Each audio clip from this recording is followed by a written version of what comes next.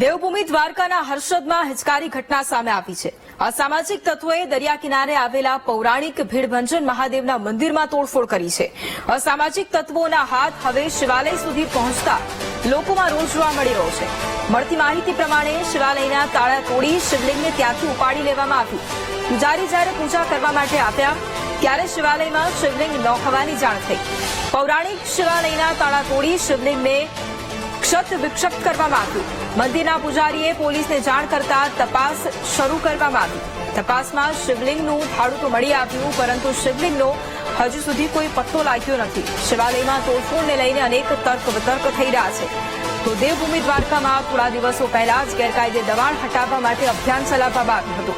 પોલીસે ગુનો નોંધી અને તપાસ પણ શરૂ કરી છે। જાણવા મળ્યું છે કે આપણા હર્ષદ ગામે એક ભીડભંજન મહાદેવનું મંદિર છે। ત્યાં કોઈ આવારા તત્વ દ્વારા શિવલિંગ ઉઠાવીને લઈ ગયેલ છે। તો એના અનુસંધાને આપણે વિશ્વ હિન્દુ પરિષદ અને તમામ હિન્દુ ધર્મના આગેવાનોની નિગરાનીથી અમે બધા અહીંયા આવ્યા છીએ અને જે પણ કાર્ય થઈ રહ્યું છે એમાં અમે સહભાગી બનવા આવ્યા છીએ અને આપણા પોલીસ પ્રશાસન પણ ખૂબ જ સારી કામગીરી કરી રહ્યું છે। आज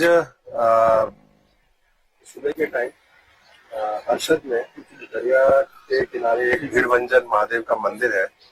उसमें सुबह के टाइम जो है यहाँ के जो स्थानिक पुजारी है उन्होंने पुलिस को ऐसी इन्फॉर्मेशन दी थी कि जो भी यहाँ शिवलिंग है, भगवान शिव का जो शिवलिंग है, उसको किसी ने पूरी खुदाई करके वहां से अभी गायब कर दिया था।